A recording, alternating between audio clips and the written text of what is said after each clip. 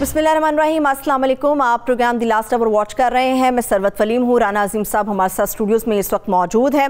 Pakistan peoples party ने आज एक जलसा किया गड़ी खुदा बख्श में। मोहतरमा बेनज़ीर भुट्टो की शहादत का ये दिन था और इस जलसे के अंदर बिलावल भुट्टो जरदारी साहब ने जो बातें की वो बड़ी हैरत अंगेज़ भी थी और उसके ऊपर बात करने की भी ज़रूरत है। उन्होंने कहा कि हमारी पार्टी को लेकर हमेशा डील के हवाले से बात होती है कि शायद पीपल्स पार्टी डील करती है, मगर याद रखें कि डील की हमें ज़रूरत नहीं है, क्योंकि जो लोग डील करते हैं उनके शहीदों के कब्रिस्तान कभी नहीं हुआ करते। पंजाब को फतह करने की उन्होंने बात की है और ये कहा है कि तहरीक इंसाफ का झंडा उतार देंगे और पंजाब के किले को फतह करने के लिए पाकिस्तान पीपल्स पार्टी का झंडा लहरा दिया जाएगा। उनकी स्ट्रैटेजी क्या होगी इसके तो ऊपर बात करेंगे। राना साहब की तरफ में आऊंगे, मगर पीपल्स पार्टी के हवाले से जब ऐसा हुआ तो उसमें आसिफ अली जरदारी साहब ने भी खिताब किया। आसिफ अली जरदारी साहब ने अपनी उम्मीद वोटर्स के अलावा किसके साथ लगाई हुई है वो पहले मैं आपको सुना देती हूँ, वापस आके राना साहब से इसके ऊपर मजीद बात करेंगे। पाकिस्तान पीपल्स पार्टी ने हर दफा अवाम की खिदमत की है और हमारी आखिरत भी यहाँ है। हम अमीर मुल्क हैं, मगर माफी है इनके दिमाग की, जिसके अकल नहीं है। जो कहा जाता है वो भी समझने के लिए तैयार नहीं है। टाइम आने वाला है जब आपकी हुकूमत दोबारा आएगी, आप गरीबों की तकदीर भी बदलेगी। बिलावल, आपकी तकदीर बदलेगा, सब गरीबों की तकदीर बदलेगा।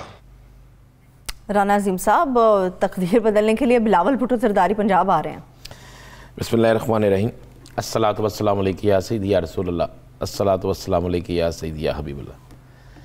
सरबत, आज मैं आपको एक चीज़ बता दूं, आज के दिन में ये नोट रख लीजिएगा, अगर पीपल्स पार्टी की हुकूमत कभी आती है वफाक में, इनको मौका मिलता है तो इनका वज़ीर आज़म बिलावल भुट्टो जरदारी नहीं होगा, इनके वज़ीर आज़म आसिफ अली जरदारी होंगे। ये मैं आपको बात जो कह रहा हूँ अब ये नोट कर लीजिएगा। देखिए, आसिफ अली आज भी बिलावल भुट्टो जरदारी साहब जो हैं, कोई शक नहीं, बड़े लीडर हैं, कोई इसमें दूसरी राय नहीं है, लेकिन उनको तमाम हदायत, हर चीज़ जो है वो आसिफ अली जरदारी साहब की तरफ से मिलती हैं। पिछले दिनों जब इनकी बड़ी मोहब्बत थी मुस्लिम लीग नून और पीपल्स पार्टी के साथ, मैं आपको एक अंदर की एक बात बताता हूँ, तो तहरीक अदम इत्माद के हवाले से बात चली, तो पीपल्स पार्टी नून लीग की जो मीटिंग हुई उसमें नून लीग ने कहा जी हम भी अपनी ताई कोशिश करते हैं, आप भी करें, और हम अदारों से मदद लेकर, मुख्तलिफ लोगों से मदद लेकर तहरीक अदम इत्माद कामयाब बनाते हैं, और उसके बाद एक वज़ीर आज़म आ जाए, लाते हैं एक वज़ीर आज़म मुतफ़िका तौर पे, और वो फौरी तौर पे रिफॉर्म्स करे और नए इलेक्शन कराए। ये तो उसमें तय हुआ राजा परवेज़ अशरफ साहब का नाम। अच्छा, चंद नाम डिस्कस हुए। मुस्लिम लीग नून ने कहा जी चूँकि ये चंद दिनों के लिए हुकूमत होगी तो पीपल्स पार्टी आगे लगे, हम पीपल्स पार्टी को ये देते हैं। तो राजा परवेज़ अशरफ साहब का नाम सामने आया कि इनको बनाते हैं जी। ज़राए इस बात की तस्दीक करते हैं कि जब मुस्लिम लीग नून की आपस की मीटिंग हुई आई थिंक टैंक की, तो उसमें कहा गया कि आसिफ अली जरदारी साहब किसी सूरत में राजा परवेज़ अशरफ को या बिलावल को नहीं बनाएंगे, वो दिखाएंगे इनको और बनेंगे खुद, क्योंकि उन्हें पता है कि मैं होऊंगा तो सारे काम होंगे, अगर ये बन जाएंगे तो ये मुझसे ज़्यादा सीख लेंगे और फिर मेरी वैल्यू ज़ीरो हो जाएगी। तो मुस्लिम लीग नून ने फैसला कहा कि फिर आसिफ अली जरदारी साहब से करोड़ दर्जे बेहतर इमरान खान ही चलने दें। ये जो तरीके में एतबार से एकदम पीछे हटे हैं ना, सारा हुआ, तो ये मामला हुआ। अब भी मैं आपको बड़ा क्लियर बताऊँ, मेरी पीपल्स पार्टी के अंदर मेरे अच्छे रूट्स थे हैं, मेरी बड़े इनकी फैमिली के एक शख्स से जो इनके बड़े करीब तरीन है, उनसे बात हुई तो उन्होंने कहा जी आप ये बात तो जहन से निकाल दें कि आसिफ अली जरदारी साहब बिलावल भुट्टो जरदारी साहब को वज़ीर आज़म बनाएं। ठीक, उन्होंने कहा जब वक्त आएगा दिखाया इन्हें जाएगा, जब वक्त आएगा तो फिर कहा जाएगा बड़ी जमातों से डील करने के लिए और एक जरदारी साहब पे बारी, फिर आसिफ अली जरदारी साहब होंगे। बिलावल बेचारा जो है उसको इस्तेमाल कर रहे हैं, वो लगा हुआ है, उसे लगा रहने दें। उनके बिलावल साहब के कहने पे तो माजरत से मैं पिछले दिनों जो एक वज़ीर आला सिंध चेंज करने की बात हुई थी, बिलावल साहब ने बड़ी नाराज़गी का इज़हार किया कि इनको तब्दील कर देंगे, तो फिर भुट्टो साहब जो हैं वो भी बड़ी रास्ते में आ गई और भी बहुत सी चीज़ें रास्ते में आ गई। तो उनके अपनी पार्टी के अंदर उनके वालिद साहब ने नहीं मानी थी। एक ज़हन में रखिएगा, नंबर एक तो ये बात है कि बिलावल नहीं है, तो पंजाब में क्या करेंगे? पंजाब में कुछ नहीं कर सकते। सबसे बड़ा मामला ही पंजाब का है। पंजाब को फतह करने के बाद तहरीक इंसाफ करती है, हम दोबारा से पंजाब के अंदर आएंगे, बाई इलेक्शन हो या आम इंतखाबात हो, हम लोग जीत जाएंगे। नून लीग अपना झंडा लगाना चाहती है, मगर पीपल्स पार्टी तो आप बहुत बड़े बड़े दावे कर रही है। देखिए, पीपल्स पार्टी चूंकि मंजूर भट्टू जाएगा इनके साथ, वो ऐलान बाज़ाब्ता तो नहीं किया, मैंने पहले भी कहा था कि वो जा रहे हैं इनके साथ। गुलाम अब्बास दोबारा जाएंगे इनके साथ, एक और वज़ीर आला साबिक हैं वो इनके साथ जाएंगे, लेकिन उनके अवाम में रूट्स नहीं है। भट्टू साहब बहुत लायक हैं उकारा की हद तक, ठीक, लेकिन वो तीनों नशिस्तें हार चुके हैं। गुलाम अब्बास साहब जो हैं वो हैं सियालकोट की हद तक, सियालकोट के भी एक हल्के की हद तक। दूसरा है जनूबी पंजाब। आप जनूबी पंजाब में चले जाएं तो वहां पर 3 दरों में पीपल्स पार्टी बैठी हुई है, तो किस तरीके से करेंगे आप? तहरीक इंसाफ ने अपनी नई तंजीम साजी कर ली है। मैंने उस दिन भी प्रोग्राम में कहा, आज भी मैं आपको बता देता हूं, अगले 1 से 1.5 माह में आपको बाज़ाब्ता तरीके से तहरीक इंसाफ के अंदर एक्टिव तरीन जो शख्स नजर आएगा उसका नाम जहांगीर तरीन होगा। अच्छा, वो पीपल्स पार्टी का जोड़ तोड़ करने के लिए, नून लीग का जोड़ तोड़ करने के लिए उसे ला रहे हैं, उसके साथ मामला तय हो चुके हैं, उसकी ही फरमाइश पर। मैं आपको ये भी बता दूं, इसके डिटेल राना साहब मैं ब्रेक के बाद लूंगी, मगर अभी सिर्फ पीपल्स पार्टी पर रहते हैं। एक सवाल पीपल्स पार्टी से मुतालिक मुझे पूछना है आपसे, आपको लगता है हुकूमत को घर भेजने के लिए अकेली पीपल्स पार्टी काफ़ी है? इतनी जान इतना दमखम है पीपल्स पार्टी? ना पीपल्स पार्टी में है, ना पूरी अपोजिशन में है, ना कोई हुकूमत को घर भेज रहा है, ना हुकूमत घर जा रही है।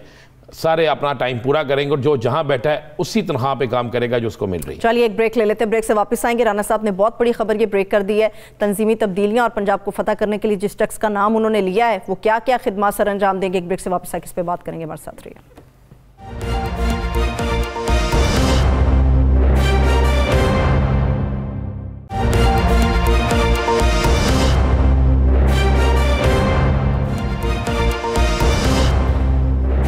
एक बार फिर से प्रोग्राम में हम आपको खुशामदीद कहेंगे। तहरीक इंसाफ की तंजीमी तब्दीलियों के हवाले से राना आज़िम साहब आप बात कर रहे थे, मगर इसके साथ साथ आपने जहांगीर तरीन साहब का भी नाम ले लिया। हो क्या रहा है, करेंगे क्या जहांगीर तरीन साहब? देखें, जनूबी पंजाब में जहांगीर तरीन के बगैर ये कोशिश भी करके देख लें, और इन्होंने कोशिश करके देखी भी, इन्हें कामयाबी नहीं मिली। उसके बाद इनको मशवरा देने वाले और इनको हदायत देने वाले और इनके साथ इनको बहुत सी चीज़ों में सहूलत देने वाले अफराद ने भी यही कहा है कि अपनी तंजीम को मजबूत करने के लिए अपने साथ अपने लोगों को जोड़ें। ठीक, ये जो अचानक तब्दीलियां हुई हैं ना, ये अचानक तब्दीलियां नहीं हैं। अच्छा, मैं ये एक सख्त सी बात करने लगा हूँ जिसको मैं वक्त आने पे ये चीज़ें सामने आ जाएंगी। वज़ीर आज़म साहब के पास तो कई ऐसी रिपोर्ट्स भी गई हैं जिसमें बड़े बड़े ज़ुम्मेदारान के मतलब कहा गया है कि इनकी वजह से पैसे गिफ्ट लेकर ओहदे और टिकटें दी जाती थी। इवन यहाँ तक कहा गया, ये चीज़ें सामने आई कि कश्मीर के अंदर, आज़ाद कश्मीर में जो इलेक्शन हुआ उसमें किसकी फरमाइश पर किसको क्या मिला, किसने किसको किस जगह पे ओबलाइज किया। अच्छा, सीटें देने में। तो इसी तरह उन्होंने कहा तंजीम साजी के हवाले से आप गौर करें, आपका पंजाब का जिसको हटाया गया वो एजाज चौधरी है, वो एक सेनेटर है। एजाज चौधरी साहब के मतलब ये था कि जनाब वो जो हल्का 133 है जिसमें कागज नामजदगी मुस्तरद हुए थे चीमा साहब के, तो कहा जा रहा था जनाब एजाज चौधरी साहब इसके ज़िम्मेदार हैं, कहा जा रहा था, हालांकि उनकी जिम्मेदारी नहीं थी। लेकिन माजरत साहब, राना आज़िम साहब, जिम्मेदारी तो एजाज चौधरी साहब के सर पे थी कि आप कंपेन करेंगे, क्योंकि चीमा साहब का तो ताल्लुक उस हल्के से नहीं था, कंपेन की जिम्मेदारी तो चौधरी साहब के ऊपर ही थी। मैं कह रहा हूँ बिल्कुल उसी तरह थी। तो कागजात जमा कराने की जिम्मेदारी भी उन्हीं की थी, लेकिन कागजात चेक करने की जिम्मेदारी उम्मीदवार की अपनी होती है।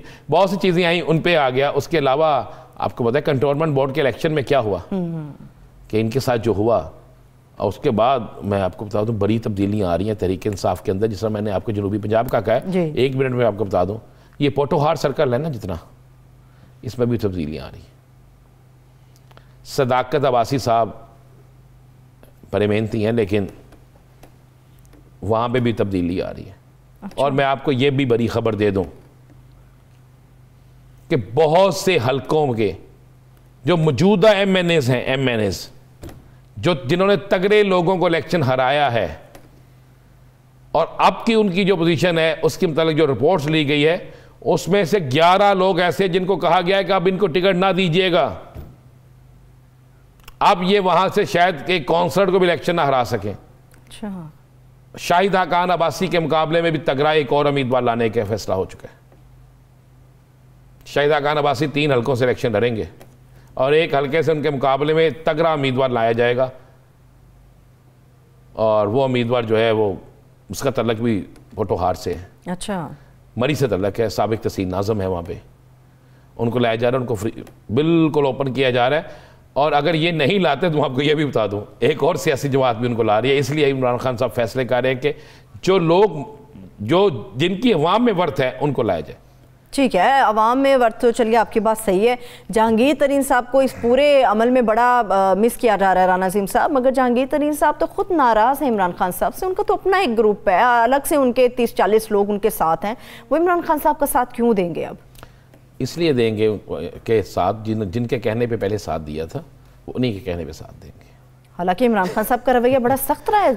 अब रवैया में बड़ी नरमियाँ। मुझे एक बात बताएं कि पिछले दिनों जहांगीर तरीन साहब ने एक बयान बड़ा इमरान खान साहब के हक में दिया था, जिसके बाद बहुत से इनके जो स्पोक्समैन थे वज़ीर आज़म, उन्होंने बड़ा उसकी तारीफ़ की थी। तो मैं आपको बस इशारतन आपको बता देता हूँ जी। चले, एक मुलाकात हो चुकी है, एक मुलाकात मुश्तरका दोस्त करवा चुका है। अच्छा, पैगाम रसा जो हैं दरमियान में आने वाले वो बाकी काम बातें भी कर चुके हैं, और आने वाले चंद दिनों में, ज़्यादा मैं दूर बात नहीं कर रहा, मैंने तो आपसे कहा कि जनवरी के महीने में आप जनूबी पंजाब के हवाले से जो फैसले होंगे उनमें ये चीज़ें देख लीजिएगा कि कितनी तब्दीली आती है, और जो तब्दीली आएगी उसमें बड़ी अहम रोल जो है वो जहांगीर तरीन का भी होगा। अच्छा, चलिए, आपने कहा आने वाले दिन के पिछले कुछ दिनों का भी हाल रख देते हैं लोगों के सामने। पिछले कुछ दिनों से बड़ा चर्चा है नवाज शरीफ साहब की वापसी के हवाले से। आइंदा आने वाले दिनों में न जाने क्या कुछ तूफान बर्पा हो सकता है। आपको क्या लग रहा है, नवाज शरीफ साहब ने फैसला खुद से कर लिया है या फैसला करा दिया गया है? ना फैसला किया है, ना फैसला करा दिया गया है। क्या हकीकत है? देखें, मियां नवाज शरीफ नहीं आ रहे। मेरे एक बड़े मारूफ तजियाकार ने तो एक ट्वीट कर दिया था ना जनवरी का, और उन्होंने डीजी नैब लाहौर जो हैं उनका भी जिक्र कर दिया, क्योंकि उनको लगाया इसलिए गया है कि मियाँ साहब के मुकदमात जो हैं शरीफ ख़ानदान के, वो उन्हें उस पर रिलीफ मिले, उन्होंने कुछ सेटल किया है। अच्छा, ठीक है। तो उसके बाद तकारीर भी हुई, आपने देखा कि 4-5 दिन पहले बड़ी तकारीर हुई है ना, और कहा गया मियाँ साहब आ रहे हैं, आ रहे हैं, आ रहे हैं। तो आज अरशाद आरिफ साहब के प्रोग्राम में क्या कहा खुर्रम दस्तगीर ने कि वो डॉक्टर, अभी एक ऑपरेशन की ज़रूरत है, कोरोना की वजह से ऑपरेशन नहीं हो रहा। शाहिदा खान अब्बासी ने भी यही कह दिया। आज उनके लीड देखें, 2 दिन बाद उनकी क़यादत के बयानात तब्दील हो जाते हैं। मेरी आज इन मियाँ साहब के करीबी एक दोस्त से, करीबी इनके पार्टी के रहनुमा हैं वहीं पे होते, उनसे बात हुई तो उन्होंने मुझे फिर यही बात की, पंजाबी में मुझे कहा मियाँ साहब एड्डे भोले कोई नहीं। उन्होंने कहा मियाँ साहब उस वक्त तक नहीं आएंगे जब तक इमरान खान नहीं जाएंगे। चले मैं आपको बता दूँ। अच्छा, उन्होंने कहा जब तक इमरान खान नहीं जाएंगे मियाँ साहब उस वक्त तक नहीं आएंगे। मियाँ साहब उस वक्त तक नहीं आएंगे जब तक उन्हें मुकम्मल ये ना हो कि मेरी या मेरी बेटी की हुकूमत आनी है, उस वक्त तक नहीं आ रहे। मियाँ साहब नहीं आ रहे। अच्छा। मैं ये फिर कह रहा हूँ, जितने मर्जी चलते हैं, दिसंबर ख़त्म हो रहा है, जनवरी आ रहा है। जनवरी का दावा किया गया है, मुझे जनवरी के बाद फरवरी में पूछिएगा, फरवरी के बाद मार्च आएगा। अच्छा। मार्च के बाद अप्रैल, फिर इसी तरह चलता जाएगा। जब हालात इनकी मर्जी के मुताबिक होंगे, अच्छा, तो फिर मियाँ साहब आएंगे। चलिए, जो शख्स लंदन में जिसने आपको ये बात की है, मैं उसका नाम तो नहीं लूंगी, मगर अयाज सादिक साहब भी लंदन पहुंचे हैं। वो तो ये बात करके गए, ऐलान करके गए, नवाज शरीफ साहब को लेने जा रहा हूँ और लेकर आऊँगा। लेने जा रहे थे, वापस भी आ गए, और वापस हालियात आ गए। वो आप दोबारा जाएंगे, और जब वहाँ जाएंगे तो पता चलेगा कि मियाँ साहब का जो एक ऑपरेशन है वो अभी मज़ीद डिले हो रहा है, और वो ऑपरेशन उस दिन हो जाएगा अचानक, जिस दिन जब सियासी ऑपरेशन ख़त्म हो जाएगा। अच्छा, उनके। अच्छा, मुझे एक बात बताइए राना अज़ीम साहब, चलिए नवाज शरीफ साहब ना वापस आ रहे हैं, ना उनको लाया जा रहा है, किसी किस्म का कोई मामला उनका सेटल नहीं हुआ, अभी एक ऑपरेशन उनका बाकी है। ये अचानक से पूरे सियासी माहौल के अंदर से कयासराइयाँ क्यों हो रही हैं कि नवाज शरीफ साहब वापस आ रहे हैं? ये उठा कहाँ से तूफान, वजह क्या है? तूफान ये हुआ जी कि मैं मुख्तसर बता दूँ, 2 चीज़ें थी। एक ग्रुप जो है वो बड़ा मुतहरक हो गया, उसको एक ग्रुप को ये खदशा पेश नज़र आना शुरू हो गया कि शहबाज शरीफ साहब मुतहरक हो गए, शहबाज शरीफ साहब की लॉबी आगे आ रही है, और शहबाज शरीफ साहब बैकडोर राब्तों किसी से ना किसी से राब्ते कर रहे हैं, और इन बैकडोर राब्तों से शहबाज शरीफ को फ़ायदा पहुंच जाएगा। उस ग्रुप ने यह प्रोपेगेंडा शुरू कर दिया कि मियाँ नवाज शरीफ आ रहे हैं। अब शहबाज शरीफ साहब ये तो नहीं कह सकते थे मियाँ साहब नहीं आ रहे, उन्होंने मेरे बड़े भाई, देखें कल भी जो परसों जो उन्होंने कहा कि हम मेरे बड़े भाई सच्चे लीडर मियाँ नवाज शरीफ को सालगिरह मुबारक। वतन वापस नहीं आ रहे। चलिए एक ब्रेक लेते हैं, ब्रेक से वापस तो मजीद भी इस मामले के ऊपर गुफ्तगू करेंगे। हमारे साथ रहिए।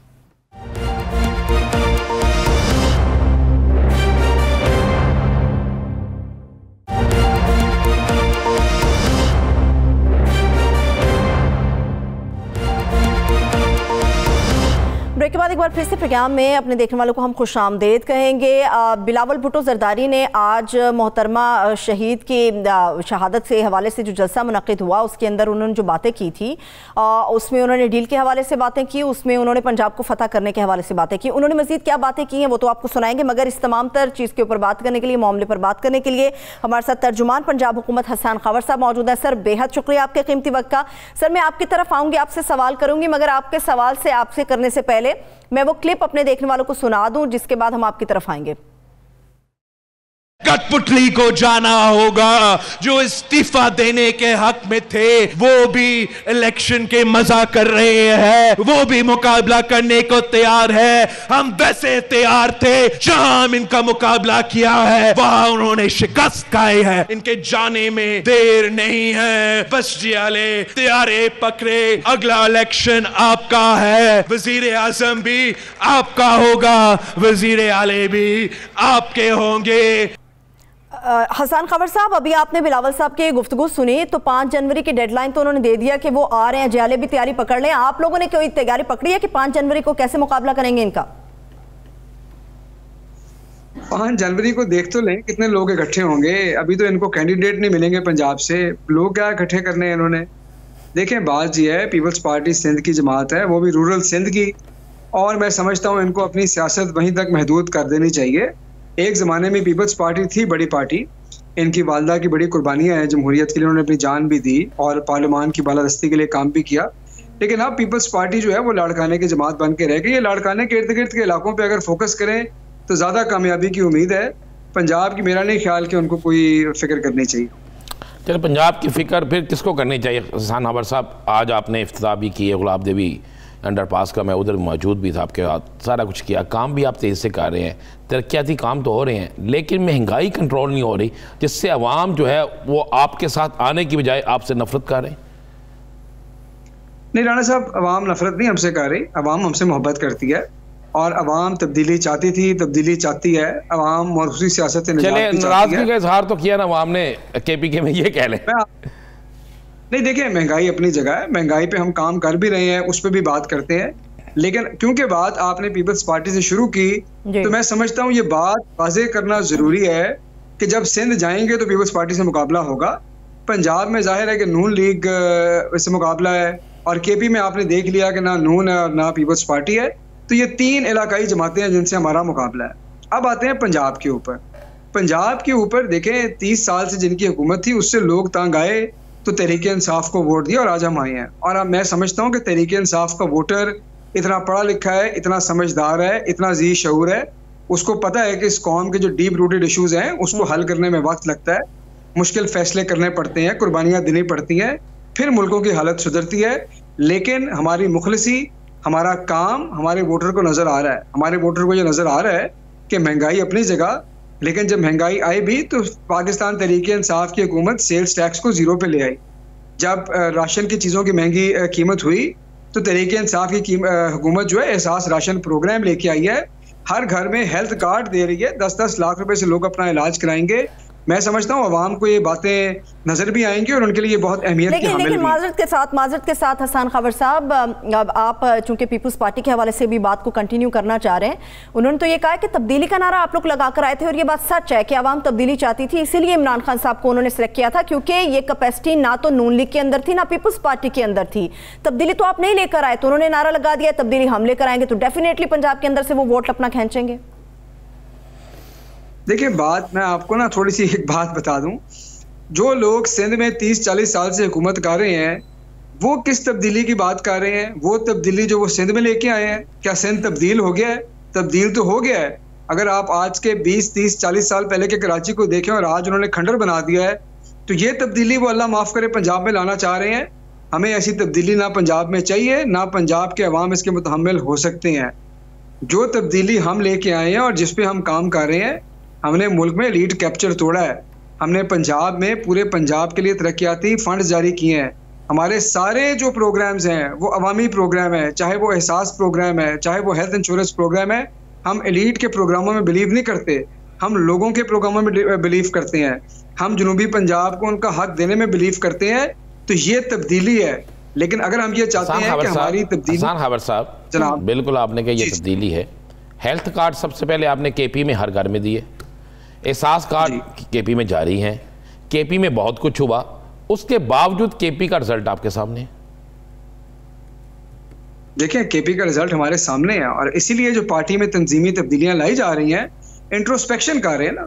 देखिए मैं आपको राना साहब एक बात बताऊं, मुझे इस बात से इनकार नहीं है कि मुल्क एक मुश्किल दोराहे से गुजर रहा है, पूरी दुनिया मुश्किल दोराहे से गुजर रही है, इस बात से कोई शख्स इनकार नहीं कर सकता। इस बात से भी इनकार नहीं है कि लोगों को महंगाई का सामना भी है। लेकिन मैं जो पॉइंट आपको दे रहा हूं कि पाकिस्तान तहरीक इंसाफ की हुकूमत मुखलिसी से हर मुमकिन कोशिश कर रही है कि अवाम के लिए जो मुसीबतें हैं, जो मुश्किलें हैं, उनको आसान बनाया जाए। कब तक आसान हो जाएंगे ये? कब तक आसान हो जाएंगे? 3 साल गुजर गए। नहीं, देखिए 3 साल में आपने कोरोना का मुकाबला नहीं किया, आपने पूरी दुनिया का हाल देखा और पाकिस्तान का हाल देखा। सबसे कम अल्लाह के फजल से नुकसान इस मुल्क में हुआ। सबसे पहले मईशत का पहिया हमारे मुल्क में चला, लोगों के रोजगार वापस आए, मुल्क में खुशहाली आई, ये बातें, ग्रोथ वापस आई। कितनी जल्दी हमारी ग्रोथ रिबाउंड की, ये तो आपके सामने है ना। और ये मैं नहीं कह रहा, पूरी दुनिया कह रही है। इकोनॉमिस्ट मैगजीन कह रहा है, वर्ल्ड हेल्थ ऑर्गेनाइजेशन कह रहा है कि पाकिस्तान ने बेमिसाल काम किया कोरोना के खिलाफ। तो ये तो पूरी दुनिया बात कर रही है। बरतानिया के वज़ीर-ए-आज़म, आपके वज़ीर-ए-आज़म के एग्जांपल्स देते हैं कि क्लाइमेट चेंज में वो काम करना चाहिए जो पाकिस्तान ने किया। तो ये तो जुबाने से आम है। चलिए, आपने क्लाइमेट चेंज की बात कर दी और भी कई हम सवाल हैं। हसन खबर साहब, आपने क्लाइमेट चेंज की बात की, लाहौर का आपने हाल देखा है, लाहौर की क्या सूरत हाल है? हालांकि लाहौर के हवाले से भी इमरान खान साहब खुद यहाँ पर आए, उन्होंने बात की थी कि लाहौर में भी जगह जगह दरख्त लगाएंगे। स्मॉग तो वैसे ही है, आलूदगी तो वैसे ही है, लाहौर के हवाले से क्लाइमेट चेंज बिल्कुल वैसे का वैसा, इसमें तो कोई रद्दो बदल ना हो सका। अच्छा, मैं देखें बसद एहतराम एक बात करूं, देखें क्लाइमेट चेंज जो है ना, दूध की देगची तो है नहीं कि आग पे रखा 10 मिनट में उबाला आ गया। 70 साल से इस मुल्क के अंदर हमने पूरी हाउसिंग सोसाइटीज बढ़ने दी, शहरों के ऊपर प्रेशर बढ़ने दिए। जब ये प्रेशर बढ़ते हैं, एक वक्त ऐसा आता है कि ये आपकी फजाई आलूदगी इस लेवल पे आती है कि वो विजिबल हो जाती है। तो जो चीज़ 50-60 साल में आपने की हो, उसको अगर आप पॉलिसियाँ सही करें, जाते जाते भी 10-15 साल लगते हैं। 3-4 बड़ी चीज़ें हैं, मैं आपको 1 मिनट में बताता हूँ। कुछ चीज़ें ऐसी हैं जो हम सीजन में करते हैं, उससे सीजनल प्रेशर जो है उसमें थोड़ी सी आसानी आती है। लेकिन लॉन्ग टर्म इसका हल मैं आपको बताता हूँ। 3 चीज़ें हैं। आपने इलेक्ट्रिक व्हीकल्स पे जाना है, आपने क्लीन एनर्जी प्रोडक्शन पे जाना है, आपने दरख्त लगाने पे जाना है। तीनों चीज़ें हमारी पॉलिसी का हिस्सा हैं। इलेक्ट्रिक व्हीकल्स हमने 30% पे लेके जाना है 2030 तक। क्लीन एनर्जी, रिन्यूएबल एनर्जी 60% पे लेके जानी है 2030 तक। और दरख्तों की बात तो इस मुल्क में की हमने है, लेकिन इसको थोड़ा सा टाइम देना पड़ेगा। ये 70 साल का गन साहब 1-2 साल में नहीं हो सकता ना। क्लाइमेट चेंज के ऊपर तो बीजिंग को भी 10 साल लगे क्लाइमेट को थोड़ा सा डायरेक्शन चेंज करते और बेहतर करते, तो इसमें वक्त लगता है थोड़ा सा। देखें, आपने भट्ठों के वाले से कही कि ईंटों के भट्ठे जो हैं ये बंद होने चाहिए, उसमें आपने एक नया सिस्टम कहा कि इस तरह लगने चाहिए। आपने कहा कि बिल्कुल 90 साल या 40 साल या 45 साल से जो इंडस्ट्री लगी हुई है, इस इंडस्ट्री को कंट्रोल करना शहरों के अंदर वो आपकी जिम्मेदारी थी ना। आपके जो अदारे हैं, जो आपके मुतल्लिका महकमे हैं, जिनके नोटिस में है सारा कुछ, वो इसको बंद करवाने में नाकाम क्यों हैं? अच्छा, मैं राना साहब थोड़ा, आपने बड़ा अच्छा सवाल किया, मुझे अगर आप 1 मिनट दें। देखिए, नाकाम नहीं है। इन्फोर्समेंट और कंप्लायंस जो होती है ना, वो एक कांस्टेंट जो है ना टग ऑफ वॉर होती है। इन्फोर्समेंट और कंप्लायंस की कॉस्ट भी होती है। एक तरफ लोगों का रोजगार मुहैया होता है, एक तरफ आपके एनवायरमेंटल इंटरेस्ट है। मैं आपको लाहौर की आपने बात की, लाहौर के इर्द गिर्द 305 ऐसी इंडस्ट्रीज हैं जो इस तरह की एमिशंस देती हैं, जहाँ से लाहौर की फ़ज़ा जो है आलूदा होती है। ये सच है कि वो लोग वायलेशंस करते हैं, ये सच है कि हम उनकी इन्फोर्समेंट भी करते हैं, फाइन्स भी करते हैं। अब हमने उनके लिए 5 एंटी स्मॉग स्क्वाड बनाए हैं जो हफ्तावार उनकी इंस्पेक्शन कर रहे हैं। उसकी कॉस्ट है, लेकिन हमें ज़रूरत है और हम कर रहे हैं। और आहिस्ता आहिस्ता हम इंसेंटिवाइज भी कर रहे हैं इंडस्ट्रीज़ को कि लॉन्ग टर्म सोल्यूशन भी लेके जाएँ, क्लीन फ्यूल यूज़ करें। तो इन्फोर्समेंट हो रही है। ये बात आपकी ठीक है कि हम थर्ड वर्ल्ड में रह रहे हैं, हमारी इन्फोर्समेंट की बेहतर करने के लिए बहुत गुंजाइश है। ठीक है, लेकिन चलिए हसन खबर साहब, अब मंसूबों के हवाले से बात कर लेते हैं, गुफ्तगू को इसी तरफ ले चलते हैं, क्योंकि अवाम महंगाई के हवाले से बात करना चाहती। मेरा सवाल भी इसी हवाले से होगा। आपने कहा कि हम लोग तरक्याती मंसूबों पर काम कर रहे हैं, वो शुरू हो गए हैं। आज के हवाले से भी राना अज़ीम साहब ने भी बताया, आपने भी कुछ तफसील हमारे साथ शेयर की क्या आपको लगता है कि पंजाब के किले को फतह करने के लिए तरक्याती मंसूबे वाहिद रास्ता है? क्योंकि पंजाब एक ऐसा किला है जिसको फतह करने के बाद आप ही की हुकूमत है, जो पंजाब में जीत गया पूरे मुल्क में वो जीत गया। तो क्या सिर्फ तरक्याती मंसूबे जरूरी हैं, या आपको लगता है कि आवाम को महंगाई से भी कुछ लेना देना है, महंगाई कम करनी होगी? ये महंगाई थी जो KPK में आपका वोटर कहीं गया नहीं मगर अपने घर से भी नहीं निकला, ये एक सच बात है, इसको तस्लीम करें। अच्छा, मैं आपको दो बातें, पहले मैं एक थोड़ा सा यूज ऑफ लैंग्वेज थोड़ा सा फर्क कर दूं। मैं पंजाब के किला जीतने की बात नहीं करता, ये तख्ते लाहौर वाली फिलॉसफी नून की थी, हमें लोगों का दिल जीतना है। ये मैं थोड़ा सा मुख्तलिफ सोचता हूँ इसके बारे में। 3 चीज़ें लोगों के लिए अहम है, एक गवर्नेंस, दूसरी मईशत, तीसरी तरक्याती मंसूबे। तीनों पे अगर काम होगा तो लोगों के दिल जीते जा सकते हैं। आपकी बात बिल्कुल ठीक है, बैलेंस है। महंगाई का मसला जो है वो पार्टली गवर्नेंस है, पार्टली मईशत है। हमारी पॉलिसियाँ अगर आप टाइम दें मैं आपको बताऊं गवर्नेंस पे क्या है, मईशत पे क्या है, तरक्याती मंसूबों पे क्या है। लेकिन इन प्रिंसिपल मैं आपकी बात से एग्री करता हूं कि तीनों जो जगह है, तीनों फ्रंट्स के ऊपर अगर हम काम करेंगे तो आवाम का दिल जीत सकते हैं, और अल्हम्दुलिल्लाह तीनों फ्रंट्स पे काम कर रहे हैं। लेकिन महंगाई का प्रेशर है। आप जो वफाकी हुकूमत है मॉनेटरी पॉलिसी से भी कंट्रोल कर रही है। हम जो अपने एहसास प्रोग्राम के जरिए जो हमारे डिप्राइव्ड तबके हैं उस पर भी काम कर रहे हैं। हमारे जो गवर्नेंस के तरीके हैं, सप्लाई साइड जिसको कहा जाता है, इन्फोर्समेंट, वो भी कर रहे हैं। सब्सिडाइज आटा चीनी भी दे रहे हैं। तो हर तरह से काम कर रहे हैं। क्या हम 100% कामयाब हैं महंगाई कम करने में? मैं आपको मानता हूँ नहीं है, लेकिन ये उसमें कुछ आलमी फैक्टर्स भी हैं, कुछ ऐसी चीज़ें भी हैं जो हुकूमत के बस से बाहर है। तो जहाँ हुकूमत समझती है कि यहाँ पे महंगाई कम नहीं हो सकती, वहाँ पे हमने लोगों का राशन 30% सस्ता कर दिया, एहसास राशन प्रोग्राम इसलिए लेके आए। तो ये सारी एक सोची समझी हिकमत अमली है और तीनों पहलुओं के ऊपर हम काम कर रहे हैं। हसन खबर साहब, ज़रा सियासत पे बात कर लें। कल भी और परसों भी 2 दिन बड़े गर्जे बरसे हैं मुस्लिम लीग नून की क़यादत आप पे, आपकी हुकूमत पे, और अब वो कहते हैं जी अब हमें सड़कों पे हमने निकल आना है। और मियाँ नवाज शरीफ की वापसी के हवाले से भी बड़ी बातें हो रही हैं। तो आपके पास क्या इतला है, मियाँ नवाज शरीफ वापस आ रहे हैं? और अगर वो वापस आते हैं तो हुकूमत क्या इक़दाम करेगी? देखिए, मेरा तो ख्याल है कि मियाँ साहब को वापस आना पड़ेगा, क्योंकि वीज़ा की मियाद ख़त्म हो रही है, पासपोर्ट भी एक्सपायर हो रहा है। जब वतन आएंगे तो कानून में उनकी जो मंजिल है वो लिखी है, और मेरे ख्याल में कि वो कोट लखपत जेल है, क्योंकि जाहिर है ये कानून का फैसला है और उनको जेल आना पड़ेगा और कानून के मुताबिक अपनी सज़ा काटनी पड़ेगी। ठीक है हसन खबर साहब, मगर इस तासुर को नून लीग इस तरह से पेश कर रही है आवाम के सामने कि अगर मियाँ नवाज शरीफ साहब आ रहे हैं तो ये उनकी बहादुरी है, क्योंकि उन्हें मुल्क की फ़िक्र है, आवाम की फ़िक्र है, मौजूदा हुकूमत से कुछ नहीं संभला। क्या ये तासुर दुरुस्त है? तो कौन सी जंग जीत के आ रहे हैं मियाँ साहब, ये बताया जाए आवाम को, या कौन सा वर्ल्ड कप फतह करके आ रहे हैं? वो तो इलाज करवाने के घर से गए थे और उस इलाज के अंदर से निकला तो एफिडेविट, झूठे एफिडेविट निकले राना शमीम के। तो ये तो एक नजरियाती बीमारी थी जो इदारों के खिलाफ थी।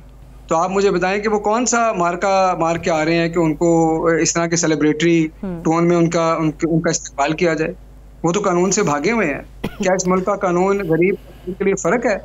क्या वो चाहते हैं कि उनके लिए मियाँ नवाज शरीफ की मुल्क से जाना, उनकी जमानत एक दी मियाँ शहबाज शरीफ साहब ने, तमाम तहरीक इंसाफ ने उस पर बड़ी बातें की। आप एक तरफ कानून की बात कर रहे हैं, उन्हें वापस लाने की बात कर रहे हैं, उन्हें वापस आना चाहिए, दूसरी तरफ आज के दिन तक उस एफिडेविट के खिलाफ जो दे के गए हैं आपकी पिटीशन भी नहीं आई।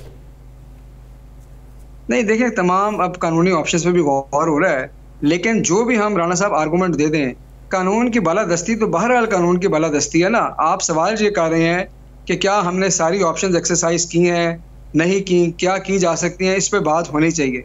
लेकिन कानून की बालादस्ती तो मेरे ख्याल में मतलब उसके ऊपर तो बात नहीं हो सकती। कानून तो सबके लिए इस मुल्क में एक है। अगर यही करना है तो फिर गरीबों को भी जेल से निकाल दें। ठीक है, देखें, अगर अमीरों को वापस नहीं आना तो गरीबों के लिए और कानून क्यों है? वो जो गरीब का बच्चा है उसको तो जेल में हम बंद करते हैं जब वो जुर्म करता है। तो जो अमीर चोरी करके भागा है उसके लिए अब हम अपना असूल बेंड कर दें, कानून को बेंड कर दें। आप मुझे बताएं किस तरह के मुआशरे की हम तश्कील देना चाहते हैं? ये तो कोई इंसाफ ना हुआ।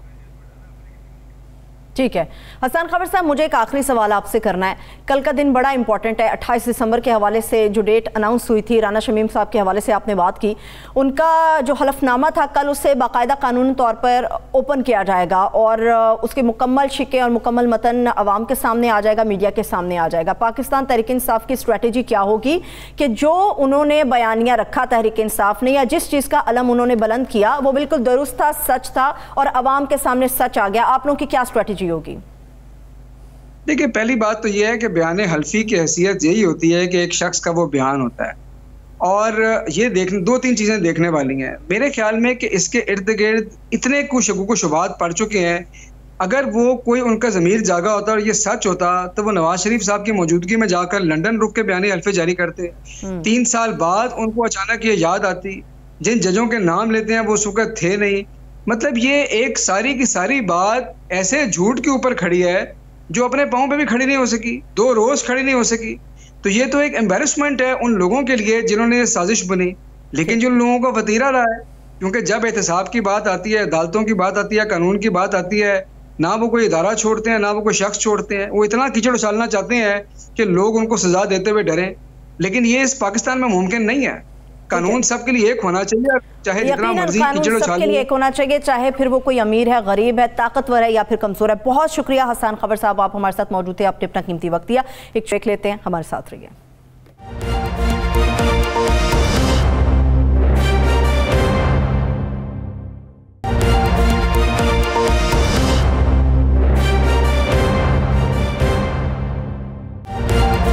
ब्रेक के बाद एक बार मरतबा फिर से आपको हम प्रोग्राम में खुश आमदेद कहेंगे। जिस तरह से जिक्र किया, अभी से कुछ देर पहले हसन खबर साहब भी हमारे साथ मौजूद थे और उन्होंने स्ट्रैटेजी अपनी बताई कि क्या अपनाई जाएगी आइंदा इलेक्शंस के हवाले से। और पीपल्स पार्टी तो ऑलरेडी ये अनाउंस कर चुकी है कि वो पंजाब की तरफ रुख करेंगे। पंजाब के हवाले से उनकी क्या हिकमत अमली होगी, क्या प्लान उन्होंने तैयार किए हैं, क्योंकि पंजाब में बहुत ज़्यादा एक्टिव हमें नहीं नजर आती पाकिस्तान पीपल्स पार्टी। तो उनकी स्ट्रैटेजी क्या होगी, इस पर बात करने के लिए हमारे पास सीनियर रहनुमा पाकिस्तान पीपल्स पार्टी सेनेटर मौला बख्श चांडगर साहब मौजूद हैं। सर, आपके वक्त के लिए बेहद शुक्रिया। सर, मुझे ये बताइएगा, 5 जनवरी की डेट आज बिलावल भुट्टो जरदारी साहब ने तो दी है, मगर आप लोगों का प्लान क्या है? 5 जनवरी को क्या करेंगे आप? वो तो हमेशा 5 जनवरी को सालगिरह का साहब का प्रोग्राम होता है, बहुत बड़े इज्तिमात होते हैं मुख्तलिफ डिस्ट्रिक्ट में, और हम पहले भी बीबी की बरसी का, पार्टी की सालगिरह का इस्लामाबाद में, पिंडी में हम कर चुके हैं, और जितने बड़े इज्तिमा हैं वो सबने देखे। लाहौर या पिंडी या इस्लामाबाद पंजाब का हिस्सा है, पंजाब पाकिस्तान का हिस्सा है, सिंध भी पाकिस्तान में है। तो बंदिश तो है नहीं कि एक सूबे में नहीं हम जा सकते, ये किसी की जागीर है पंजाब। सारे हमारी पार्टी पूरे पाकिस्तान पर है, पूरे पाकिस्तान में हमारे कारकुनान बसते हैं, तो उससे आना कोई इतना मुश्किल तो नहीं लगता। चंडे साहब, बरसी सालगिरह ये तकरीबात पीपल्स पार्टी बड़े जोशो खरोश से मनाती है और याद रखती है अपने लीडरान को, लेकिन बिलावल साहब ने आज जो अपनी तकरीर की उसमें उन्होंने बड़ा ललकारा और उन्होंने कहा कि अब हम मैदान में आने लगे हैं। तो क्या आप मुत्तहिदा जो एक अपोजिशन है जिनकी 23 मार्च की कॉल है, क्या पीपल्स पार्टी 23 मार्च की कॉल से पहले कोई बड़ी कॉल देना चाहती है ताकि साबित करे कि हम अपोजिशन हैं? ऐसा कुछ नहीं, हम अपोजिशन हैं, हमारी अपोजिशन होने से कोई इनकार नहीं कर सकता। अब जहाँ तक पहले के मुत्तहिदा अपोजिशन का, तो उनके भी मकासद वही हैं, हमारे मकासद भी वही हैं। हम जैसे नाअहल हुकूमत के खिलाफ कर रहे हैं, वो अपने तौर से कर रहे हैं, हम अपने तौर पर, हमारी लड़ाई तो कोई नहीं है, न कोई दुश्मनी है। ऐसा कई बार पाकिस्तान में हुआ है, बहुत सारी जमायतें अलग अलग होकर भी अपोजिशन का किरदार अदा करती है, इसमें तजुब खेज बात नहीं है। और बिलावल साहब ने जो बातें की है, मेरे ख्याल में वो दुरुस्त बातें हैं, उन्होंने अपनी पार्टी के प्लेटफॉर्म से बात की है। आप कह रहे हैं बिलावल साहब ने जो बातें की हैं वो सिर्फ बातें हैं? जी, क्या बोला आपने? आपने कहा है कि बिलावल साहब ने जो बातें की हैं वो सिर्फ बातें हैं, ये आप कह रहे हैं ना? नहीं, आपने अभी कहा। चलिए साहब, आपने कहा दुरुस्त बातें हैं। अगर वो दुरुस्त बातें हैं तो फिर उन्होंने मौलाना साहब को भी कहा कि मौलाना साहब आप एक तरफ इस्तीफे देते थे, दूसरे इलेक्शन लड़ते थे। जी, क्या बोला? आज उन्होंने ये भी कहा है ना मौलाना साहब को मुखातिब करके कि आप एक तरफ इस्तीफे देते थे, दूसरी तरफ आप इलेक्शन लड़के मजे लूट रहे हैं। तो बात उसने क्या गलत की है? हमने किसी भी स्टेज पर, किसी भी मंजिल मौके पर ये नहीं कहा कि हम इस्तीफा देंगे। हमने पार्लियामेंट के अंदर अपोजिशन किरदार अदा करने की बात की है, पार्लियामेंट में रहते हुए जदोजहद की बात की है, हमने इस्तीफे की बात नहीं की। उन्होंने इस्तीफा का बहाना बना के हम अलग किया। अब हम हक बजाने पर कहें उनको कि आपने क्यों नहीं इस्तीफा दिया है?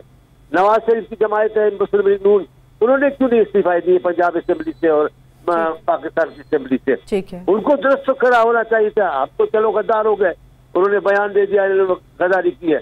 तो सर मुझे ये बताइएगा, बेहद माजरत सर, मुझे ये बताइएगा कि ठीक है आपके बाकी जमातों से शिकवे शिकायतें अपनी जगह बिल्कुल दुरुस्त हैं, तो पंजाब के अंदर जब आप आएंगे तो क्या इन तमाम अपोजिशन जमातें जो नून लीग है खासतौर पे उसके साथ आगे बढ़ेंगे या फिर अकेले इस महाज की तरफ बढ़ेंगे आप? आएंगे से क्या मुराद है, आएंगे क्या मतलब? हम हैं, आएंगे नहीं, हम हैं, हमारी नुमाइंदगी होती है। अभी भी असेंबली में हमारा नुमाइंदे जैसे हसन शाह मुर्तजा साहब, इसमें कोई बुरी बात नहीं है। ऐसे कई मौके आए हैं, बड़ी बड़ी पार्टियां मुख्तलिफ हालात में सीटें नहीं भी ले सकी, लेकिन उनके सियासी वजूद से तो इनकार नहीं किया जा सकता।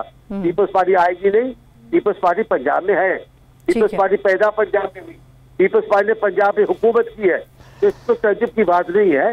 जिस अंदाज से ज़िया-उल-हक ने ज़िया-उल-हक का पूरा अरसा नून लीग की सरपरस्ती की, नून लीग को बढ़ाया, आगे किया, ताकतवर किया, उसमें उन्होंने काम किया, ठीक है। मकामी तौर पे हमारे दोस्तों की भी सुस्ती या कायली हो सकती है, लेकिन ये तो बहुत बड़ी साजिश थी। और मैं उन दोस्तों से कहता हूँ ये खुश ना हो कि पीपल्स पार्टी पंजाब से खत्म हो जाएगी, ऐसा उनका ख्वाब कभी शर्मिंदा ताबीर नहीं होगा। लेकिन अच्छे पाकिस्तानी की हैसियत से ये ख्वाहिश रखनी भी नहीं चाहिए। पीपल्स पार्टी चांडिया साहब आपने बड़ी अच्छी बात की और आप बड़े सीनियर सियासतदान हैं, बड़ी गहरी नज़र आपकी सियासत पे। अचानक मियां नवाज शरीफ साहब की वापसी की बातें होना शुरू हो गई और उनके अपने लीडर ये कह रहे हैं कि बहुत जल्द अच्छा वक्त आने वाला है, तो आप क्या समझते हैं कि मियां नवाज शरीफ जो है उनकी वापसी और उनके लीडरों के बयान के बहुत जल्द अच्छा वक्त आने वाला है, उन्हें किसी तरफ से कोई इशारा मिला है? मैं नवाज शरीफ साहब की जमायत पर कोई इस किस्म की तनकीद नहीं कर सकता कि उनको इशारा मिला या नहीं मिला है। हालात आपके सामने कई मौके ऐसे आए हैं, शहबाज शरीफ साहब अपने एक वजीर के साथ मिलते रहे, पहले हमारे कमांडर चीफ से छुप के रात को मुलाकात की, फिर ऐसे ये पाकिस्तान में होता है। इस इदारे का अमल दखल है और ये कुछ जुर्म नहीं है। अगर आप अलग ऐलान बात करते तो क्यों, पाकिस्तान का इदारा है, छुप कर कोई आप फैसला कर रहे हैं, जो चोरी है वो जुल्म है। और जहां तक मियाँ साहब के आने का है, मियाँ साहब का मुल्क है पाकिस्तान, पंजाब के रहे, लाहौर के रहने वाले हैं, उनको कौन रोकेगा? आ जाए, हम तो बड़े अरसे से कह रहे हैं, वहां क्यों बैठे, यहाँ आ जाएं, यहाँ अगर अपनी सियासत करें आ जाएं।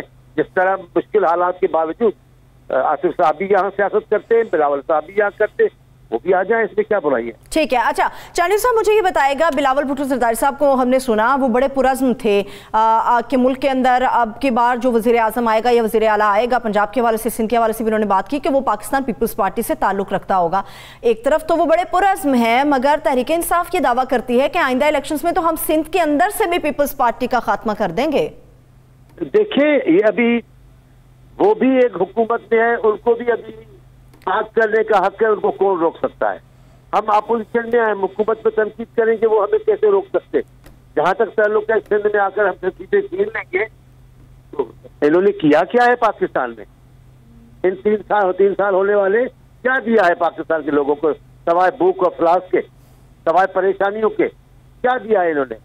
कर्जा तो देखो, हम पर तनकीद करते थे नून लीग और हमारे दोनों हुकूमतों से मिलकर से जो ज्यादा 30 साल में कर्जा दिया हुआ है। इन्होंने क्या दिया है? रोटी नहीं है लोगों को, तो चावल नहीं है, चीनी नहीं है, भूख मर रहे हैं लोग, और ऊपर नौकरियों से दरबदर, सहाफत में बंदिशें, साहब भी सब दरबदर हो गए। इन्होंने क्या किया है जिसके बलबूते पे अगर हमसे छीनेगी हुकूमत? अगर अवाम है वोट देता है, सबको पता है, बच्चे को पता है कि ये पीटीआई ने कैसे इलेक्शन जीती है। लेकिन अगर सही माना में इलेक्शन हुए, सिंध में क्या लेंगे, यहाँ से भी कोई चीज नहीं उठाएंगे इंशाल्लाह। केपीके में इलेक्शन हुआ, बिलावल साहब ने केपीके में परवेज खटक साहब के घर की एक विकेट भी उड़ा दी इलेक्शन से पहले। केपीके में इलेक्शन में आपको बड़ी उम्मीद थी और बिलावल साहब ने तकरीर में भी कहा था कि हम फतह करेंगे, इस दफ़ा हमारी यहाँ नशिस्तें होंगी। केपीके में पीपल्स पार्टी को रिस्पॉन्स ना मिलना, वजह? पहले तो ये देखें, बड़ा जिक्र तो उसका होना चाहिए कि जिसकी केपीके में हुकूमत शिकस्त तो उसको आई है, हमारी हुकूमत तो नहीं है। हाँ, मकामी तौर पे चांडिया साहब आप पूरे मुल्क की एक जमात हैं। चांडिया साहब आप पूरे मुल्क की एक वफाक की जमात हैं, पीपल्स पार्टी एक बड़ी जमात है अल्हम्दुलिल्लाह। तो इसलिए आपसे पूछ रहे हैं, ये बिलावल साहब का दावा था हम तहरीक इंसाफ तो हारी, सब कहते हैं हारे, हम पीपल्स पार्टी क्यों हारी? आप जो जिस अंदाज से तस्दीक करना चाहे ये आपका हक है। कयादत को, बिलावल साहब को मायूस होने की बात नहीं है। क्या हालात दरपेश है, मैं पख्तूनख्वा में नहीं बैठा हूँ, गलतियां हमारे दोस्तों की हो सकती है, इसमें क्या बात है। असल बात तो है वहाँ हुक्मरानों को शिकस्त हुई है, असल काबिल जिक्र तो वो बात है। अपोजिशन की जमात जीत गई है, वो हार गए हैं, तस्करा तो उसका होना चाहिए। हमारी तो हुकूमत नहीं थी, हमने कोशिश की, चले कोई बात हो सकती है, हमारी कमजोरियां हो सकती तो है। इसी से अगर इसी तरह फिर पंजाब में भी आपकी हुकूमत नहीं है और पंजाब में भी आपकी हुकूमत नहीं है, तो फिर हम ये समझें कि पंजाब में भी अगर आप नहीं जीते तो कोई बात नहीं। अभी देखिए ये वक्त से पहले की बातें हैं, हम जहाँ जाते हैं, पंजाब में भी जहाँ बिलावल साहब गए, अल्लाह के मिलाए लोग के तैयार करते, और पंजाब में जेलें काटने वाले, कोड़े खाने वाले, शाही किलों में टार्चर बर्दाश्त करने वालों की नस्ल खत्म नहीं हुई है। वो बहुत सारे खुद भी अल्हम्दुलिल्लाह जिंदा है और जिंदा है। बिलावल साहब नए सिरे से उठे, इंशाअल्लाह ताला वहां तक भी मजबूत होगी। ठीक है, बहुत शुक्रिया, थैंक यू सो मच। मौला बख्श चांद मौजूद थे सर, आपने अपना कीमती वक्त दिया। इसके साथ ही मुझे इजाजत दीजिए, अपना बहुत सा ख्याल रखिए, खुदा हाफिज।